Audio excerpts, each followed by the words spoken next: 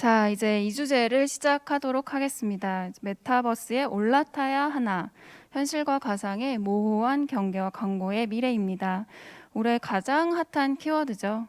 요즘 대세로 꼽히는 게 바로 메타버스입니다. 오늘 이분을 모시고 메타버스에 대한 모든 의문을 시원하게 풀어보도록 하겠습니다. 기술 전략가인 퓨처 디자이너스 최영욱 대표님 모시겠습니다. 큰 박수 부탁드립니다.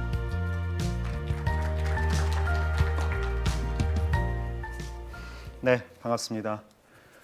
요즘 메타버스라고 하는 단어가 너무 핫하다 보니까 아마 많은 분들이 도대체 저것이 왜 핫할까? 아니면 저게 핫하다고 하는데 우리는 어떻게 활용을 해볼까? 아마 이런 고민들을 굉장히 많이 하실 것 같고요. 여기저기서 하루에도 한 번 빼놓지 않고 언론에서 얘기가 되다 보니 버블이 아니냐 아니면 일시적인 유행이 아니냐 이런 얘기들도 많이 있습니다. 저는 이제 기술 전략을 하고 있고요. 주로 기술 전략을 하면서 이노베이션 카탈리스트라는 타이틀로 기업들의 혁신을 돕는 일들을 하고 있습니다. 항상 이런 새로운 변화 그리고 기술의 어떤 변화에 일선에서 그런 것들을 민감하게 바라보고 그 안에서 얻어내는 수많은 인사이트들을 통해서 기업들이 혁신을 할 수 있게 도와드리는 일들을 하고 있는데요. 그러다 보니까 이런 변화에 저는 굉장히 민감하게 항상 살고 있고요. 그런 민감한 변화 속에서 사실 기회가 굉장히 많이 있다 보니까 여러분들과 오늘 사실 5분 정도 되는 짧은 시간 동안 메타버스라고 하는 그 변화에 대한 이야기를 나눠보려고 이 자리에 섰습니다. 놀랍게도 이 30분이라는 시간이 메타버스를 이해하는데도 사실 부족한 시간이에요. 그런데 주최 측에서 게다가 광고와 연결을 해서 광고의 미래과 기회도 함께 얘기를 해달라고 하셔서 이거 과연 할 수 있을까라는 지금 생각을 좀 갖고 있습니다만 여러분들이 이것을 이해하는 이 변화를 이해하는 데 있어서 가장 중요한 본질을 충분히 말씀을 좀 드리고요. 그 안에 숨겨져 있는 수많은 기회들 그리고 이 안에 현업에서 고민하시고 있는 것들을 한번 연결해서 녹여보는 그런 계기를 좀 만들어 보아 드리도록 하겠습니다. 저는 오늘 여러분들과 메타버스라는 이야기를 할 텐데 아까 제가 초반에 말씀을 드렸던 것처럼 왜 이렇게 이게 핫할까? 그런 생각들을 가지고 계실 거예요.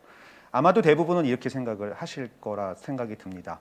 아마 코로나가 이렇게 장기화가 되다 보니까 코로나라고 하는 것이 많은 삶에 있어서 비대면으로 라이프 스타일이 전환이 되고 많은 것들 지금 우리도 현장에 지금 이렇게 적은 수가 참여를 하고 계시고 대부분 유튜브를 통해서 제 강연을 지금 듣고 계시죠.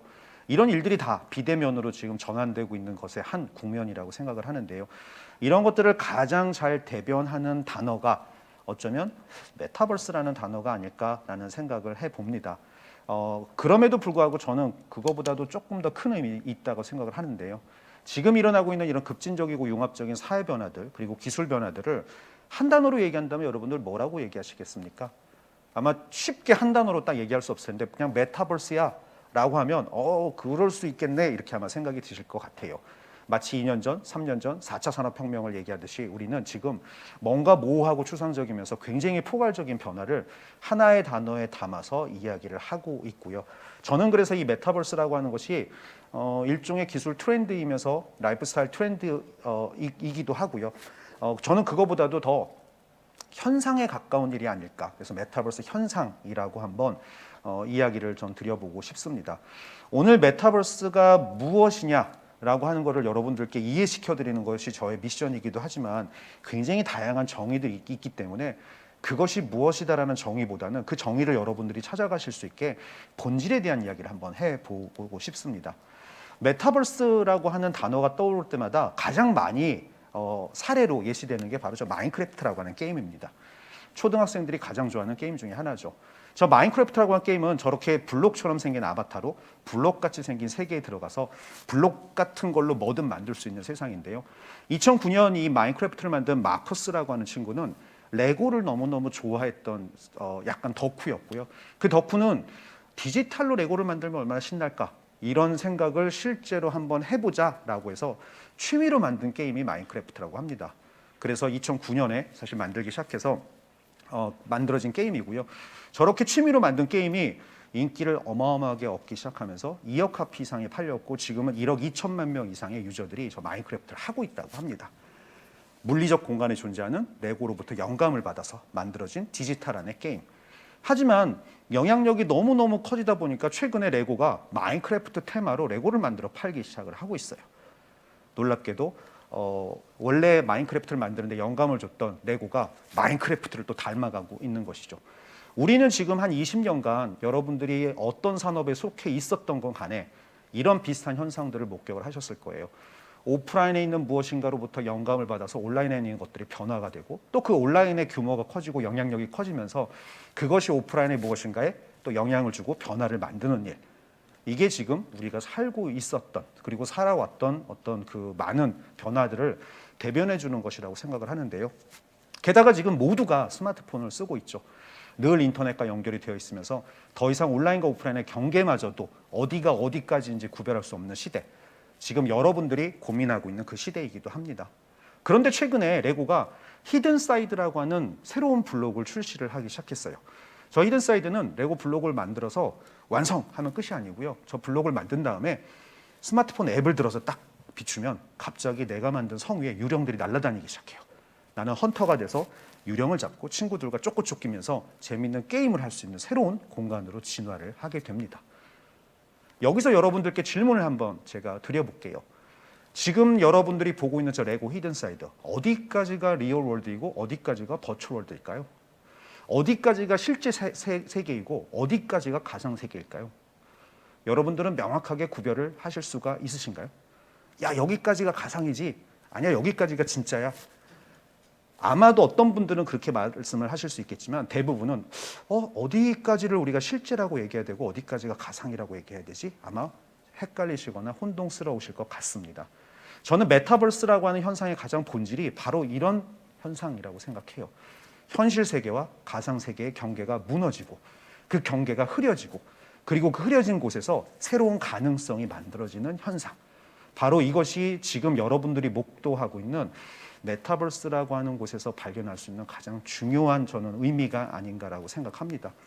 많은 사람들이 얘기하죠. 이것은 뭐고 뭐 증강현실, 가상현실 막 얘기하지만 결국 들여다보시면 다 똑같아요. 현실 세계와 가상 세계가 경계가 무너지는 일들이 그 안에서 일어나고 있습니다. 현실은 가상을 닮아가고 가상은 현실을 닮아가고 그 안에는 우리가 꿈꿨던 모든 것들, 상상하는 모든 것들이 만들어지는 현상. 자, 이것이 과연 우리에게 어떤 기회가 있을까? 사실 이 메타버스라고 하는 열풍은 우리가 올 초부터 아마 피부로 느끼고 계실 텐데요.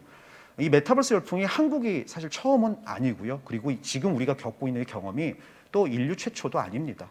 이미 오래전부터 있었던 일들이고요. 특히 2003년 미국에서 출시된 세컨 라이프라고 하는 메타버스의 원조격인 서비스 때문에 사실 전 세계적으로 메타버스 열풍이 이미 일었었고요. 당시 메타버스 열풍에 가장 큰 기름을 부었던 여러 가지 사건들이 있는데 그 중에 하나가 NC청이라고 하는 이 사건인데요. 옆에 그 실존 인물이 있죠. 엘렌 그래프라고 하는 당시 CNN 리포터가 세컨 라이프에 로그인을 하는데 저 NC청이라는 아바타를 만들어서 로그인을 합니다.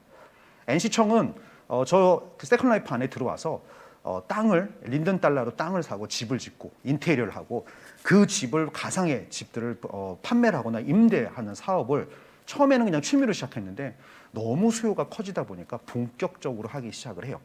그리고 2년 반이라고 하는 아주 짧은 시간 동안 저 NC청이라는 아바타는 무려 100만 달러의 돈을 법니다. 현재 돈으로. 그래서 린든 달러로 환전을 할 수가 있었는데 그렇게 돈을 벌게 되면서 당시에 뉴스윅이라든가 포춘 같은 비즈니스 윅 같은 매거진에서 이 NC청이라고 하는 인물을 대대적으로 커버를 하기 시작을 했고요. 이렇게 소개가 됐다고 합니다. 인류 최초의 버추얼 밀리어네어, 가상 백만장자. 실제 인물이 아니라 아바타가 표지 모델이 되었었고요. 이 소식이 퍼지기 시작하면서 굉장히 많은 사람들이 야, 저곳이 금광이구나. 저기 가서 돈을 벌어야겠구나. 야, 2년 반 만에 100만 달러를 벌었다고? 엄청나게 저 메타버스였던 세컨 라이프를 향해서 달려가기 시작을 했고요. 마치 21세기의 골드러시인 양 그런 현상들이 당시에 일어났었는데요. 지금 우리나라에서 일고 있는 그 이 메타버스 열풍과 굉장히 유사한 열풍이 당시 미국을 비롯해서 여러 국가에서 일었고요.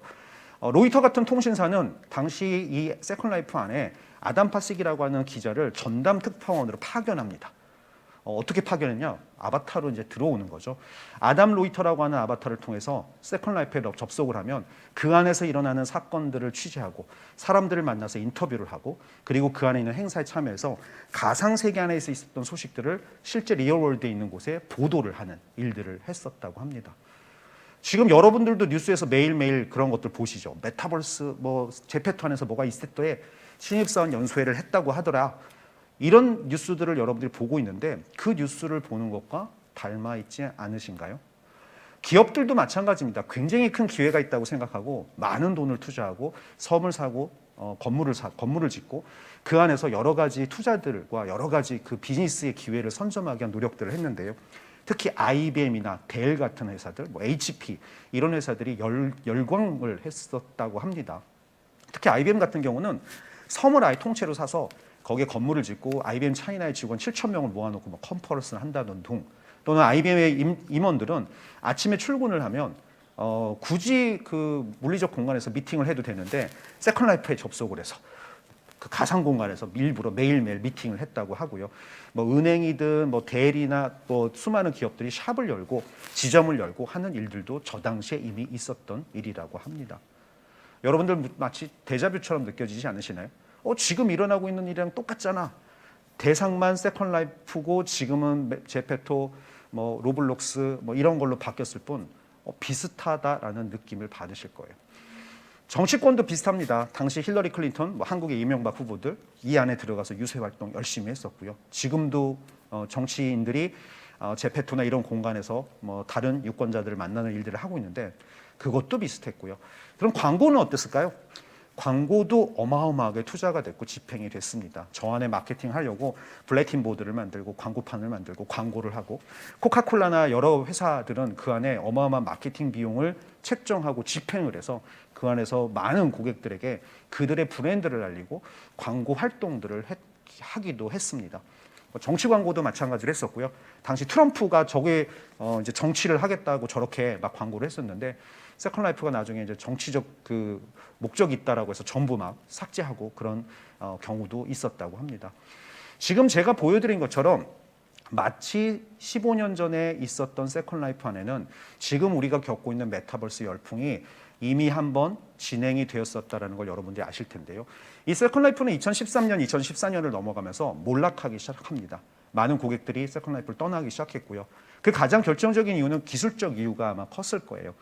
굉장히 불편하고 복잡한 UX들 그리고 굉장히 재미없게 만들어진 자유도 높은 그런 사용자 경험들 이런 것들이 가장 컸겠지만 사실 저는 여기 오신 오늘 분들께 그 다음에 있는 두 가지 이유를 한번 소개를 시켜드리고 싶습니다. 두 번째는 이런 거죠. 당시 고객들이 이 세컨 라이프 안에 들어가서 그들이 원하는 무엇인가 중고 가치를 만들고 그리고 그들이 원하는 뭔가 커뮤니티를 빌딩하고 뭔가 지속하게 만들 수 있는 것들을 그 안에 담아내기 전에 이미 너무 많은 기업들이 상업화를 시켜버린 거죠. 돈을 어마어마하게 투자해서 어마어마하게 젠트리피케이션을 만들고 땅값도 올라가고 그런데 정작 고객들 입장에서는 그 안에서 할 수 있는 게 많지 않았다라는 것. 재미있고 정말 뭔가 의미 있고 가치 있는 것들이 그 안에서 지속적으로 일어나지 않았다는 것이죠. 결국은 그 당시에 다시 만들어지기 시작한 수많은 대체제들, 페이스북, 트위터 같은 다른 소셜 네트워크로 사람들은 이탈하기 시작했고요. 게다가 2010년 이후에 많은 것들이 스마트폰을 중심으로 그 플랫폼이 트랜지션 되기 시작했는데요. 당시 세컨 라이프는 그런 모바일에 대한 대응도 전혀 하지 않았습니다. 그러다 보니 결론적으로는 지금 아직 서비스를 하고 있지만 여러분들 기억 속에는 존재하지 않는 서비스가 되어버리고 말았죠. 우리는 이 세컨 라이프라고 하는 곳에서 교훈을 얻어야 된다고 생각을 하는데요. 그 이유가 뭐냐면 지금 여러분들이 열광하고 있고 고민하는 일. 야, 과연 우리 제페토 안에다가 광고비를 집행해야 되는 거야? 우리 로블록스 안에다가 뭔가 만들어서 마케팅 활동을 해야 되는 거 아니야? 회장님이 갑자기 뭘 하라고 막 하는데 도대체 난 어디다 어떻게 해야 될지 모르겠고 그래서 그냥 어떻게 그냥 에이전시 만나서 이렇게 해볼까? 사실 중요한 건 세컨 라이프에서도 그런 일들이 비일비재하게 있었다라는 거예요. 제일 중요한 건 두 번째, 결국 우리가 이 메타버스라고 하는 현상 속에서 메타버스 관련 기술들을 이용해서 우리는 고객에게 어떤 가치를 주고 싶은가 그리고 고객이 어떤 문제를 풀고 싶은가라고 하는 선제적 질문에 대한 답을 찾는 것. 그것이 오늘 우리가 이 메타버스 열풍을 살아가는 데 있어서 가장 중요한 교훈이 아닌가라고 생각을 합니다. 그것들이 전제돼야 여러분들이 하는 모든 것들이 비로소 메타버스에서 의미를 저는 만들 수 있다고 생각하는데요. 그럼에도 불구하고 지금 일고 있는 메타버스 열풍 과연 유행으로 끝날까요? 저는 그렇지 않다고 생각합니다. 그렇지 않다고 생각하는 세 가지 이유가 있는데요. 첫 번째는 지금 전 세계 인구의 60%가 인터넷과 연결이 되어 있습니다. 게다가 그들 중에 92.8%는 스마트폰을 중심으로 인터넷과 늘 연결이 되어 있어요. 전 세계 과반 이상이 인터넷과 늘 연결이 있다는 얘기이고요. 이것이 중요한 이유는 메타버스라고 하는 세계는 인터넷과 연결되어 있는 세계이기 때문이에요. 인터넷이 없다면 존재했을까요? 절대 존재할 수 없습니다. 인터넷과 연결되어 있는 세계이고 인터넷 이후에 만들어진 세계가 바로 메타버스이고요. 지금 전 세계 인구의 과반 이상이 임계점을 넘어설 정도로 어마어마하게 많이 인터넷과 연결되어 있다는 것은 메타버스 시민이 될 수 있고 메타버스의 고객이 될 수 있는 사람들이 지금 엄청난 수로 폭발을 하고 있다라고 우리는 알 수 있습니다. 두 번째 이유는 컴퓨팅 파워의 발전입니다. 그 중에 특히 GPU라고 하는 그래픽을 처리하는 칩셋이 어마어마하게 발전했는데요. 이 GPU라고 하는 것은 여러분들 컴퓨터 그래픽 카드에 들어가는 칩셋이에요. 그래서 화면에 보여지는 그래픽을 정말 잘 보여지게 만들어지는. 주로 누가 사용하느냐? 고사양의 게임을 하는 친구들. 왜냐하면 게임은 그래픽 카드 좋아야지 돌거든요. 그리고 포토샵 같은 그래픽을 작업하는 디자이너들. 뭐 영상 처리하는 분들도 그래픽 카드가 좋아야 됩니다. 왜냐하면 그래야 렌더링이 빨리 되기 때문에. 주로 우리 눈앞에 보여지는 이런 그래픽 작업을 하는데 활용됐던 이 칩셋이 2000년대 이후, 특히 2010년 이후에 다른 용도로 활용이 되기 시작하면서 엄청나게 발전을 하는데요. 그 첫 번째가 여러분들이 이미 기억하고 계시는 2010년 이후에 비트코인 열풍, 블록체인, 크립토커런시 이런 비트코인이라고 하는 것들이 열풍이 일었었는데 그 당시 이 열풍의 이면에는 채굴, 마이닝 이런 과정들이 있었죠. 채굴이나 마이닝이라고 하는 것은 현실 세계에서 마치 우리가 무엇인가 금을 캐는 과정처럼 보이지만 실제 이 컴퓨터 세상에서는 블록체인 알고리즘을 프로세싱하는 거예요. 이 블록체인 알고리즘을 프로세싱할 때 가장 절실하게 큰 역할을 했던 부품이 바로 GPU입니다. GPU가 가장 큰 역할을 했죠. 천문학적인 돈이 GPU에 투자가 되고 지금도 GPU가 품귀 현상을 빚고 있는데요. 그 돈 덕분에 GPU의 성능은 기하급수적으로 발전을 합니다. 두 번째 사건, 여러분들 2016년 기억하시나요? 알파고와 이세돌의 바둑 경기. 알파고와 이세돌의 4대 1로 이겼던 놀라운 사건이었는데요. 당시 알파고는 사람이 아니었고 인공지능이었습니다. 딥러닝을 기반으로 한 인공지능. 앞서서 우리 이진영 대표님께서도 말씀하셨지만 그 딥러닝이라고 하는 것은 결국은 컴퓨터가 무엇인가를 처리하는 과정이고 학습하는 과정인데 이때 가장 큰 역할을 했던 것도 바로 이 GPU입니다. GPU의 성능이 좋아야 인공지능, 딥러닝을 빠르게 할 수 있어요. 알파고는 이것을 수천 개의 CPU, 수백 개의 GPU를 혼자 사용을 하면서 이세돌과 당시에 경기를 했었고요. 덕분에 지금 이 GPU는 엄청나게 성능이 발전했습니다. 불과 10년밖에 안 되는 시간 동안. 물론 그 이전에도 계속 발전해왔지만 21세기 가장 파괴적인 기술 두 가지가 뭐냐라고 하면 저는 주저없이 블록체인과 인공지능이라고 답변을 할 텐데요. 그 두 가지 기술의 기저에는 다 GPU가 존재한다는 사실. 그런데 이게 왜 메타버스에서 중요할까요? 메타버스의 첫 번째 조건은 인터넷과 연결되어 있는 세계라고 아까 말씀을 드렸죠. 두 번째 조건은 우리 눈앞에 진짜 세상처럼 가상화되고 시각화되는 세상이에요. 우리 눈앞에 보여야 됩니다. 메타버스는. 진짜 세계처럼 리얼하게, 아주 정밀하게, 아주 부드럽게. 그러려면 뭐가 좋아야 될까요? GPU가 좋아야 됩니다.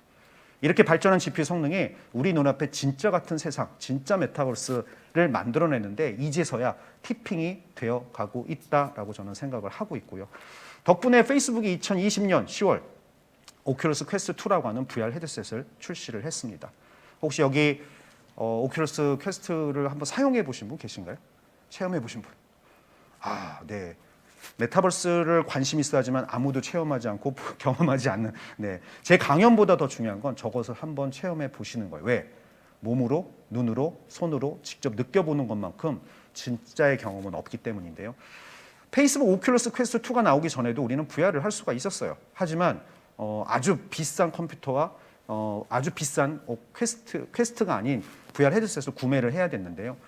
퀘스트가 나온 다음부터는 비싼 컴퓨터가 별도로 필요가 없게 되었죠. 그 이유가 저 퀘스트 2라고 하는 VR 헤드셋 안에는 컴퓨터가 내장이 되어 있기 때문이에요.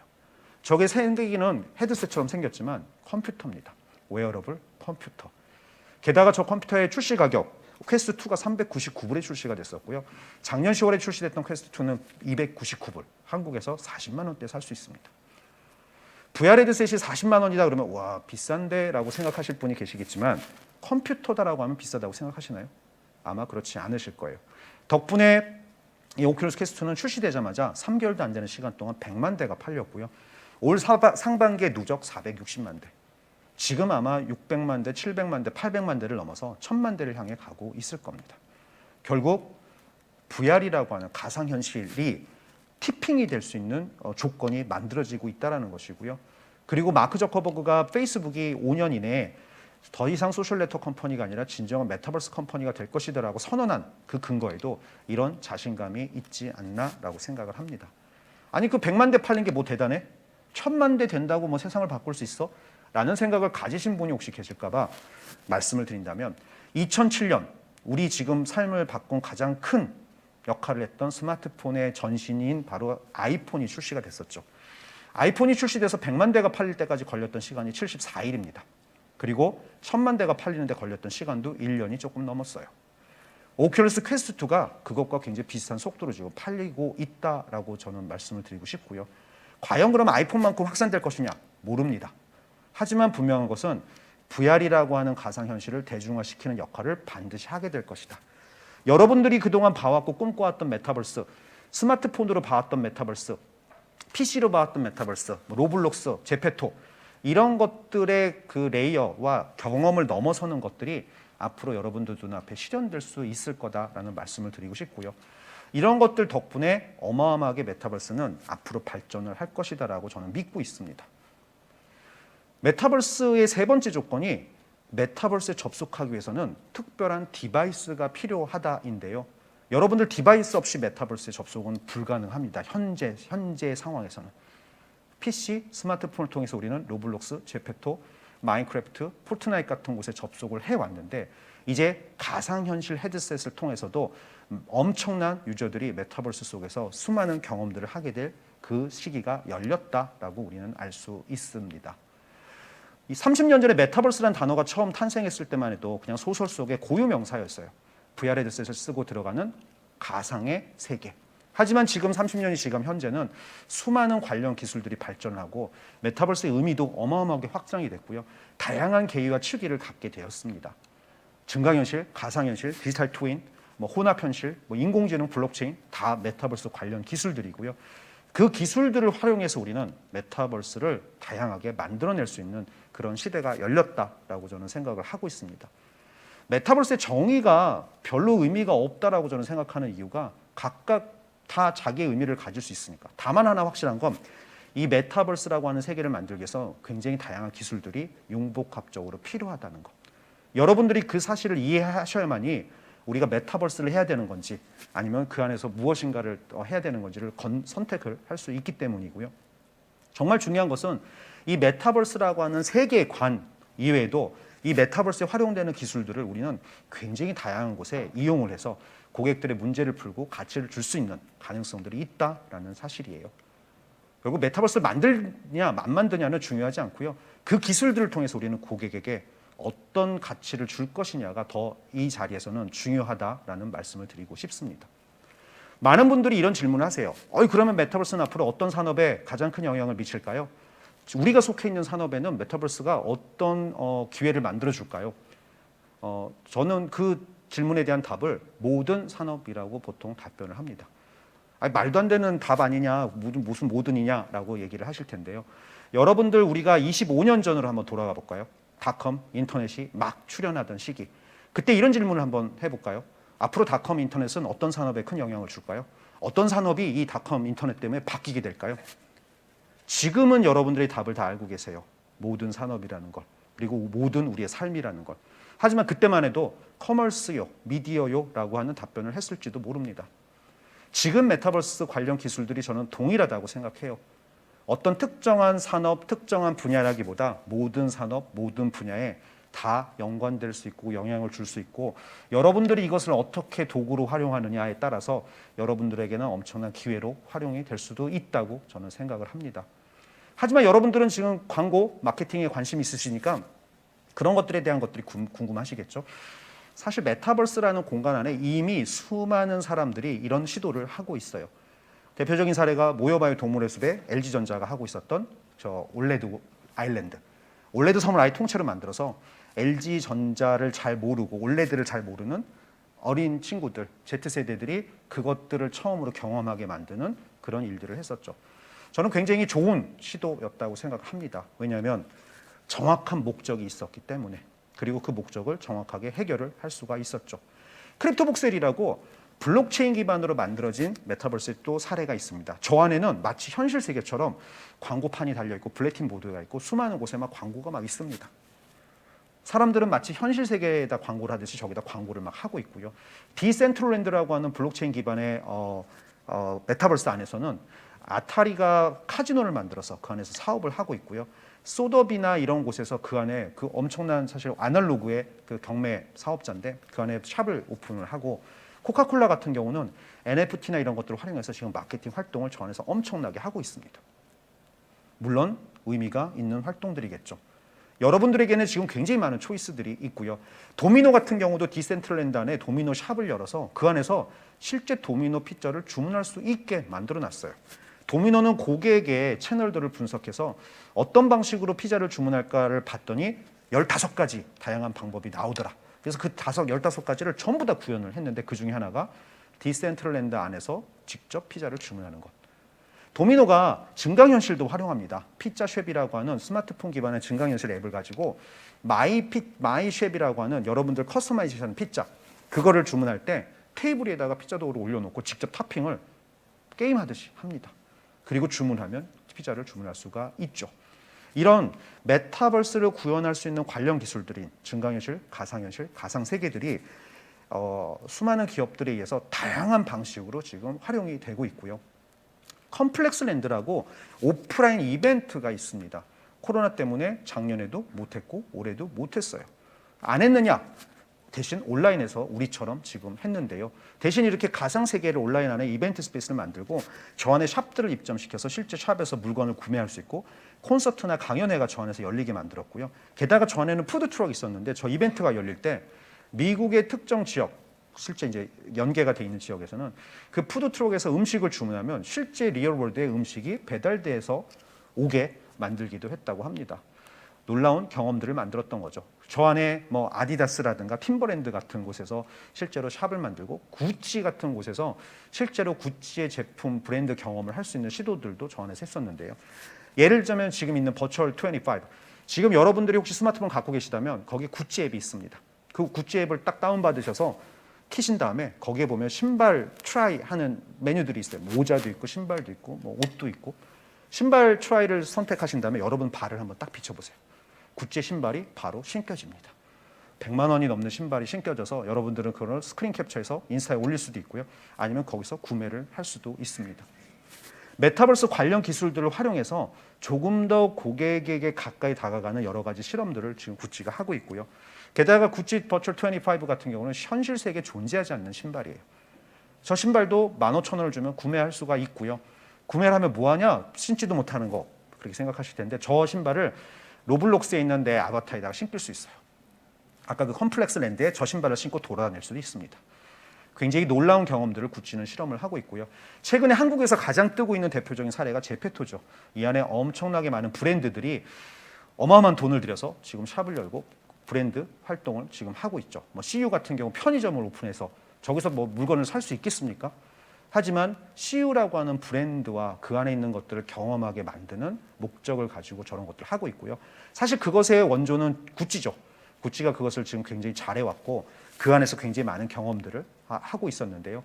특히 지금 저 10대들에게는 브랜드 로열티라는 게 거의 없어서 그들에게 어필하면서 브랜드에 대한 어떤 그 노출 이런 것들을 적극적으로 해오고 있는 것이 구찌입니다. 로블록스 안에도 진출했어요. 구찌 가든이라고 오프라인에서 하는 그 전시회 겸 약간 이벤트인데 로블록스 안에 그 샵을 열어서 저 안에서 여러 가지 전시회나 가상의 로블록스 안에 유저들이 할 수 있는 그런 이벤트들을 만들어서 경험을 할 수 있게 만들었고요. 게다가 저 안에 디오니소스 백이라고 가상 백이에요. 현실 세계에 존재하지 않는 구찌 핸드백인데 200개 한정으로 팔았는데 475 로벅스, 한 만 원? 만 원, 2만 원도 채 안 되는 돈에 200개를 한정 판매를 했는데요. 나중에 이 사람들이 이것이 너무 가치 있고 나중에 돈이 올라가는 거 아니야? 라고 해서 막 서로 막 리셀링을 하다 보니까 현재 마지막 가격이 35만 로벅스까지 올라갔습니다. 430만 원 정도 하고요. 실제 여러분들 오프라인에서 저 구찌백 비슷한 거 사려면 한 250, 300 주시면 아마 살 수 있죠. 거기에 꿀벌 그림 하나만 딱 붙어 있는데 현실 세계의 구찌백보다 지금 더 비싸게 팔리고 있습니다. 현대도 로블록스의 모빌리티 어드벤처라고 하는 공간을 열어서 고객들이 그 안에서 현대자동차들을 체험할 수 있는 것들을 하고 있고요. 많은 분들이 이미 아시겠지만 넷플릭스에 지금 그 오징어 게임이 뜨면서 저 안에는 지금 1000개가 넘는 오징어 게임이 만들어져 있고 저 안에서 지금 아이들이 오징어 게임을 좀 하고 있습니다. 새로운 고객과의 접점의 관점, 아마 여기 계신 분들이 대부분 광고나 마케팅 쪽에서 고민을 하고 계신 분이다 보니까 도대체 이제 어떤 접점을 우리가 고민해야 되는가 생각을 많이 하실 텐데 제가 마지막으로 제가 생각하는 가장 중요한 임플리케이션을 하나를 공유를 해드리고 마무리를 지으려고 합니다. 여러분들 Z세대 그리고 알파세대, 그 뒤를 잇는 알파세대들, 우리 선입견은 이렇게 생각을 할 거예요. 이들은 온라인을 좋아할 것이다. 이들은 쇼핑을 해도 모바일에서 많이 할 것이다. 무조건 인터넷으로 무엇인가 할 것이다. 그런데 놀랍게도 통계 데이터를 보면 Z세대들이 온라인을 내지는 태블릿을 통해서 인터넷을 통해서 물건을 구매하는 선호도가 Z세대보다 X세대나 Y세대가 훨씬 높다고 합니다. 의외죠. 여러분들보다 Z세대들이 더 온라인을 가지고 쇼핑을 하지 않는다는 것. 그런데 놀랍게도 이들이 가장 선호하는 그 쇼핑의 대상이 하이스트리트, 골목이라고 해요. 실제 리얼월드. 골목 가서 쇼핑을 하고 익선동 뒷골목 가서 친구들을 만나서 거기서 무엇인가를 사고 창신동 뒷골목 가서 무엇인가를 경험하는 그런 행위를 이 친구들이 엄청나게 좋아한다고 합니다. 그래서 실제로 물건을 샀을 때 비중을 보면 온라인보다는 리얼 샵이 더 많더라. 하지만 여기서 여러분들께 제가 되게 중요한 말씀을 하나 드리고 싶어요. 지금 이 Z세대들, 알파세대들, 사실 아까 제가 처음에 이미 말씀을 드렸죠. 온라인과 오프라인의 경계가 없는 세대들. 그들은 경계가 있는지 없는지도 몰라요. 항상 오프라인에 있으면서 온라인에 함께 공존하는 세대들이기 때문에 모두가 스마트폰을 쓰고 있기 때문에 그들은 지금 어디에 있든 잠을 자든 밥을 먹든 늘 인터넷과 연결되어 있는 세대들이에요. 그 세대들이 오프라인에 저렇게 골목에 가서 쇼핑을 한다는 것이 과연 오프라인 쇼핑을 좋아해서인가? 저는 아니라고 생각합니다. 그 이유가 그들이 오프라인에 가 있든 온라인에 가 있든 어디에서 무엇을 하든 그들은 늘 동시에 온라인이에요. 저기에 58%가 골목길에서의 쇼핑을 좋아한다고 하지만 저들은 온라인에 연결되어 있는 상태에서의 골목길 쇼핑을 좋아하는 것이죠. 결국 연결되어 있는 상태에서의 경험을 굉장히 중요시하고요. 그 경험이라고 하는 것들을 마치 무엇인가 퀘스트를 하듯이 찾아내고 무엇인가 우연히 발견하듯 그런 경험들을 이들이 굉장히 추구하고 있다는 걸 우리는 알 수 있습니다. 많은 분들이 메타버스 과연 우리 마케팅, 광고 플랫폼으로 활용을 해야 되는가? 아니면 앞으로 우리가 이것에 대해서 어떻게 선제적 투자를 해야 되는가 고민을 하고 계실 것 같습니다. 온라인과 오프라인은 명확하게 장점과 단점이 존재하는 곳이에요. 예를 하나 들어볼게요. 만약 여러분들이 제가 쓴 책, 메타버스가 만드는 가상경제 시대가 온다는 책을 사고 싶다. 제일 쉬운 방법이 뭘까요? 그냥 네이버에다가 책 이름 제목을 딱 치면 바로 쫙 뜹니다. 검색해서 바로 주문하면 바로 내일 오죠. 무엇인가 내가 정해진 것, 딱 원하는 것을 하기 위해서 가장 적합하고 효율적인 방법은 온라인입니다. 목적지향적 쇼핑 내지는 목적지향적 경험에 최적화가 되어 있기 때문에. 그런데 오프라인 가서 만약 제 책을 사고 싶다. 교보 광화문에 갔어요. 어디 있을까요? 그 책이. 아마 베스트셀러에서 매대에 딱 있으면 좋겠는데 없으면 막 정말 헤매다가 그리고 컴퓨터 검색해서 가면 프린터 해가지고 어디 서가에 몇 번째 이때더라. 거기 가도 찾기 힘듭니다. 그게 오프라인이 갖고 있는 단점이죠. 하지만 장점도 있죠. 만약에 내가 특정한 책을 사는 게 아니라 요즘 인공지능 책이 뭐가 나왔나 볼까? 메타버스 책이 뭐가 나왔나 볼까? 그러면 가서 쭉 훑어보면서 그런 것들을 파악하고 그런 것들을 체험하고 경험하는 곳에 있어서는 굉장히 최적이죠. 그래서 마음에 드는 책을 하나 발견하면 그걸 들고 나오면서 이거 잘 왔어. 사가야지. 그러다가 입구에서 살려고 마음도 먹지 않았던 갑자기 핫트랙스에서 만년필 세일을 하고 있다. 괜히 만져보다가 하나를 더 들고 나오는 경험들을 해보셨을 거예요. 이렇게 오프라인은 특정한 목적이 있기보다는 발견지향적 쇼핑 내지는 발견지향적 경험에 최적화된 공간입니다. 온라인과 오프라인이 이렇게 명확한 장점과 단점을 가지고 있죠. 그래서 우리는 그동안 오프라인에서 했던 마케팅 경험이 온라인에서 동작하지 않았고요. 온라인에 최적화된 마케팅이나 광고 경험들을 지금 어마어마하게 극대화하고 효율화하기 위해서 데이터를 보고 분석을 하고 많은 일들을 하고 있습니다. 그런데 메타버스는요, 온라인이죠. 디지털 공간이죠. 그런데 놀랍게도 기존에 우리가 알고 있던 온라인이랑 달라요. 목적지향적 경험에 최적화되어 있을까요? 제페토에서 무엇인가 찾는다. 어렵습니다. 로블록스에서 내가 원하는 거 뭔가 딱 하나를 한다. 어려워요. 그 이유가 메타버스라고 하는 공간은 온라인이면서 디지털인데도 불구하고 우리가 현실에서 살고 있는 오프라인과 너무 닮아있기 때문이에요. 결국 발견지향적 경험에 최적화되어 있지 않는 한 그 마케팅이라는 것, 광고라고 하는 것들이 효과가 적을 수도 있다는 것이죠. 앞으로 이 세대들이 더더욱이나 성장을 하면서 경제적 주체가 될 것이고요. 이 세대들이 더 많은 돈을 벌고 또 소비하는 계층들이 될 텐데 그때가 되면 이런 것들이 더 강화가 되고 더 확산이 될 가능성이 있고요. 게다가 수많은 기술들이 함께 발전을 하고 있기 때문에 굉장히 다양한 레이어에서의 다양한 메타버스의 시도들도 함께 있을 거다라고 생각을 합니다. 오늘 이 자리에 참석하신 분들께서 반드시 고민하셔야 되는 두 가지. 1. 우리는 이 메타버스라고 하는 기술들을 통해서 어떤 고객 가치를 만들어 주려고 하는가. 2. 메타버스라고 하는 오프라인과 굉장히 닮아있는 발견지향적 경험을 우리는 앞으로 어떻게 만들어줄 것인가. 그 두 가지의 고민을 오늘 가져가시면 저는 좋을 것 같다라는 생각을 해봅니다. 강연은 여기서 마치도록 하겠습니다. 고맙습니다.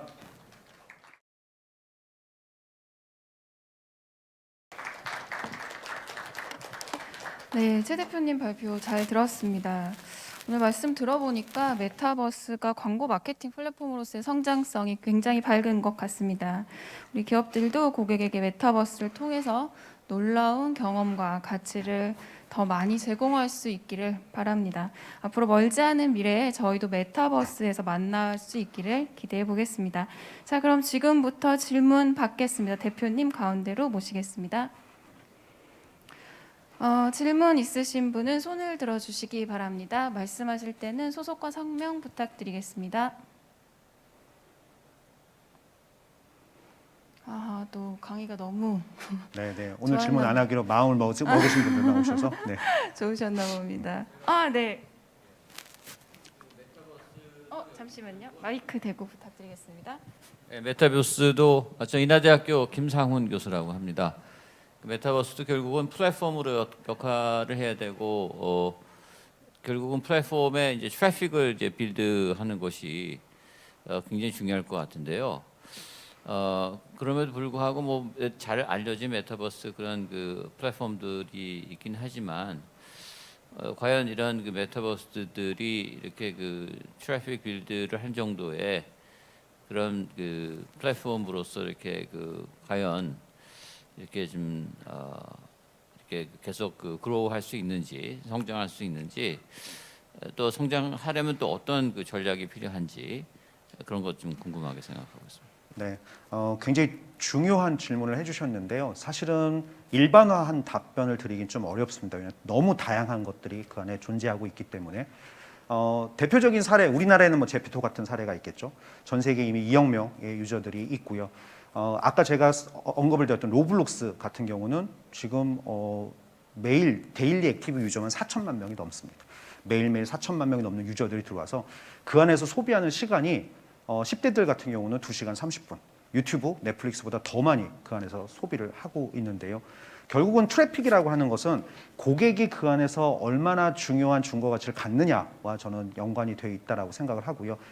오징어 게임이 인기를 끈 지 사실 몇 주 안 됐어요. 근데 그 시간 동안 로블록스 안에는 오징어 게임이 사용자들이 만든 게임이 1000개가 넘었다라는 것. 결국은 크리에이터 이코노미라고 해서 그것이 단순히 공급자 관점에서 무엇인가 가치를 만들어주고 그냥 그것들에 의해서 동작하는 시스템이 아니라 사용자들이 소비자인 동시에 생산자가 되는 가상경제, 그런 것들이 지금 제페토에도 동작을 하고 있고 로블록스에도 동작하고 있다 보니까 지금 질문해 주신 것처럼 과거에 우리 산업화 시대 관점에서 보면 과연 얼마나 많은 소비자들, 결국 유저들이죠. 유저들이 이 안에 유입돼서 무엇인가를 소비해 줄 것이냐가 우리는 그것의 가능성과 가치를 판정하는 기준이었다라고 생각을 한다면 지금 이 시대에는 그거보다 한 단계 더 나가서 그들이 스스로 무엇인가를 더 만들어낸 것 때문에 레버리지, 그러니까 결국 네트워크 이펙트나 플라이휠 이펙트가 생기면서 그 플랫폼이 더 성장하고 더 많은 유저들을 끌어들이고 또 그로 인해서 또 더 많은 것들이 만들어지는 이런 플랫폼들이 가장 지금 잘 성장을 하고 있다고 생각합니다. 포트나잇이 포클이라고 하는 모드를 만든 이유도 그 이유이고요. 제페토가 제페토 스튜디오를 공개하고 로블록스가 로블록스 스튜디오를 공개하고 유니티가 유니티 크리에이터를 공개하는 이유가 사실은 그런 크리에이터 이코노미를 통해서 이런 세계들을 더 확장하는 그런 약간 의도들이 저는 그 안에 있다고 생각을 하고요. 그래서 결국은 참여, 그리고 함께하는 커뮤니티의 지속성, 그리고 그들이 함께 만드는 가치가 그 플랫폼의 성장과 성공을 어쩌면 판단할 수 있는 가장 중요한 것이 아닐까라고 생각합니다. 답변이 되셨습니까? 좋은 답변 감사합니다. 혹시 다른 질문 또 있으실까요? 네. 말씀 부탁드리겠습니다. 소속과 성명 부탁드리겠습니다.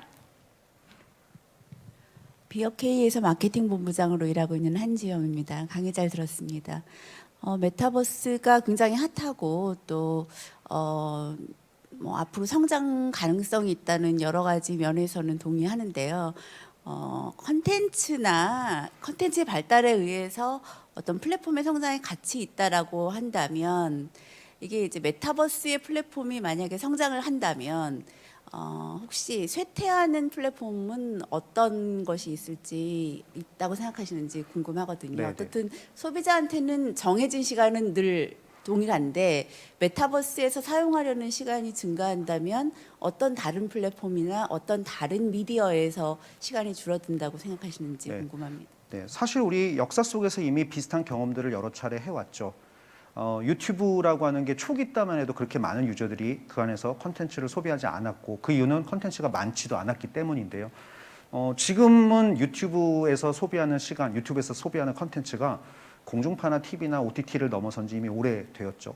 굉장히 많은 유저들이 그 안에 들어가서 굉장히 많은 것들을 지금 만들어내고 있는데 그 안에도 여전히 이제 크리에이터 이코노미가 동작을 하고 있고요. 근데 중요한 것은 새로운 플랫폼이라고 하는 관점에서 하드웨어도 존재할 수 있고요. 그것이 소프트웨어나 아니면은 인터넷 플랫폼일 수도 있어요. 그 플랫폼들이 결국 기존의 것들을 대체할 만큼의 가능성을 보여주면 결국은 유저들을 그 안에서 이제 습관화가 되고 그 안에서 이제 무엇인가 더 많은 것들을 하게 될 텐데요. 로블록스가 또 로블록스 말씀을 드리자면 로블록스에서 지금 미국의 10대들이 에버리지로 소비하는 시간이 2시간 35분이라고 합니다. 근데 그들이 유튜브에서는 50 몇 분, 뭐 넷플릭스도 50 몇 분. 사실은 유튜브나 넷플릭스 지금 다 컨텐츠라고 하는 플랫폼 관점에서 보면 가장 파워풀한 두 개의 플랫폼인데요. 10대들은 그거보다도 로블록스를 더 많이 사용을 한다라고 하는 것만 봐도 그런 현상들이 또 다시 한번 일어날 수도 있을 것이다라고 아마 우리는 예측할 수 있을 것 같고요. 나는 여전히 유튜브 제일 많이 보고 넷플릭스 제일 많이 보니까 그런 일은 없을 거야. 왜? 나는 로블록스 안 하고 제페토 안 하는데. 그거는 우리의 얘기고요. 결국 세대라고 하는 것들이 계속 시간이 지나면서 바뀔 텐데 아직까지 그들이 우리에게 진정한 메이저 고객은 아니겠지만 그들이 진짜 그런 고객으로 등장하는 순간이 되면 그것에 대한 데이터들이나 비중은 좀 다르게 다가오지 않을까라는 생각이 듭니다. 그래서 새로운 VR 하드웨어 플랫폼이 나오면서 지금 말씀하셨던 컴퓨터나 이런 것들을 사용하는 시간보다 이게 많아질 가능성이 저는 있다고 생각하고요. 스마트폰이 나오면서 컴퓨터보다 지금 스마트폰을 훨씬 많이 쓰시죠. 그러니까 스마트폰 기반으로 마케팅이나 이런 것들을 좀 하고 계실 거고 위치 기반의 마케팅도 과거에는 필요가 없었어요. 왜냐하면 고정돼서 컴퓨터만 하고 있었으니까. 근데 지금 스마트폰 들고 다 돌아다니니까 이제는 그들이 있는 공간에서 그들이 현재 있는 곳에서 타임과 그다음에 로케이션이 정확하게 딱 매칭되는 곳에서 마케팅을 해야 되듯이 그런 어떤 니즈, 필요성 이런 것들은 앞으로 계속 만들어지지 않을까 생각을 합니다. 제가 조금 더 부가적으로 질문을 드리면 제 질문의 요지는 어떻든 메타버스에 대해서 사용되고 있는 시간이 많아진다면 상대적으로 다른 줄어드는 플랫폼이나 줄어드는 매체나 미디어는 네네. 어떤 것이 될 거라고 예상하시는지가 제 질문이었거든요. 네. 우리 세대 기준으로 말씀을 드릴까요? 글쎄요. 네, 그거는 네. 네, 그러니까 우리 세대는 앞으로 네. 네, 없을지도 몰라요. 왜 그러냐면 우리 세대가 과연 그 제페토나 로블록스 같은 것들을 언제 수용하고 언제 습관화가 될 것인가 라고 하면 사실 그렇지 않은 가능성이 있거든요. 그래서 어쩌면 지금 우리가 속해 있는 이런 기성세대들이 로블록스 이것 때문에 난 넷플릭스 안 봐 이거보다는 우리는 여전히 지금 소비하고 있는 그런 스타일이나 습관들을 유지할 가능성이 높고요. 우리 아이들이 주류가 되고 지금 다른 것들을 쓰는 예를 들어서 뭐 틱톡이 갑자기 이렇게 성장한 것도 틱톡 여기 아마 쓰시는 분 별로 없으실 거예요. 근데 어마어마하게 많이 소비를 하고 있죠. 그러니까 결국 유저의 계층이 좀 다르다고 저는 생각을 해요. 그래서 어떤 것이 생겼다고 갑자기 어떤 것이 확 없어지기보다는 그것들이 양립되고 공존하는 시간들이 존재할 것이고 각각에는 다른 고객들과 다른 고객의 어떤 그 니즈나 이런 것들이 함께하기 때문에 약간 양분론으로 보기보다는 그 두 개가 공존할 때 우리는 어떤 것을 어떤 고객의 문제를 풀어서 어떤 걸 타겟팅할 것인가 그게 조금 그 과도기에는 조금 더 많이 필요하지 않을까. 사실 이렇게 길게 말씀드렸지만 답을 모릅니다. 아, 좋은 답변 진짜 감사합니다. 고생 많으셨고요. 다시 한번 최욱 대표님께 큰 박수 부탁드리겠습니다. 네, 고맙습니다. 대표님 내려가시죠. 자, 지금까지 데이터 기반 마케팅 의사결정과 메타버스 현상과 광고의 미래 두 가지 주제에 대해 대화를 나눠보았습니다. 잠시 10분간 휴식을 갖고 제3주제인 어드레서블 TV와 맞춤형 광고는 3시 37분에 시작하도록 하겠습니다. 감사합니다. 난 항상 한 걸음 뒤에 있었어. 한 걸음 뒤에 항상 내가 있었는데